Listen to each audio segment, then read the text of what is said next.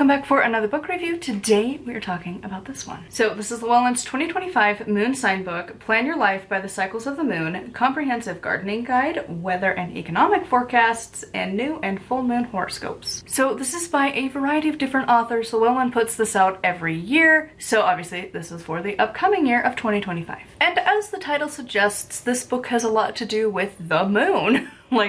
That's kind of the main focus of it. It has a lot to do with gardening, but also just magic. There's a bit of astrology in here, and just there's a lot. There's different articles. There are planner pages for you to understand like what's going on with different things. There's like different, like every day has like different things going on, and it also has like the moon phases and like you should do this on this day and this on this day based off of the moon. Again, the central focus is of course the moon. And there's a lot of different things in here. There's also a lot of like kind of random articles. Like there was one on eggplant that was like really intriguing, surprisingly enough. And like there was another one that was a little more on point, which talked about what is like the moon and void. Because again, new witches may not know what that is. If you don't know, it's when the moon is transitioning between signs. It happens pretty frequently.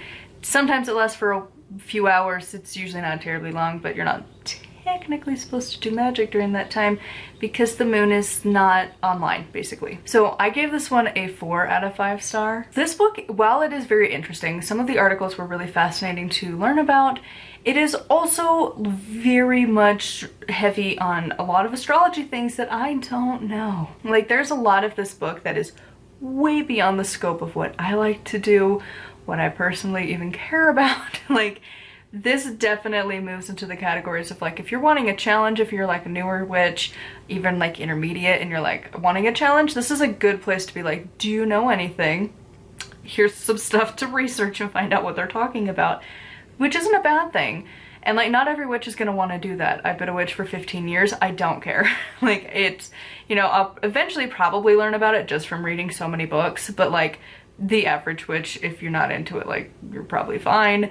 Like this is not a book that you would necessarily need to go get. Like if you're wanting to have more of the advanced stuff, yeah, this is a good place.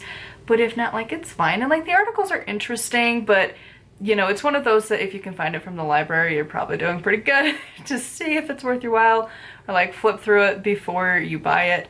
If you, again, like me, are not like super into like the next level of astrology, because this gets into some deep levels of it where you're like, what? It's a little more complex than the average person is going to be dealing with. Now, if you are into that, there's a lot of really good information that you will need for the upcoming year. It's got a lot of different astrological things specifically relating to the moon for the upcoming year, which I guess I've kind of already talked about this, but for the recommended audience, obviously, if you are a moon witch, if you are obsessed with the moon, you want to learn everything you possibly can about the moon is the central like point of your practice, yeah, you're probably going to want this book.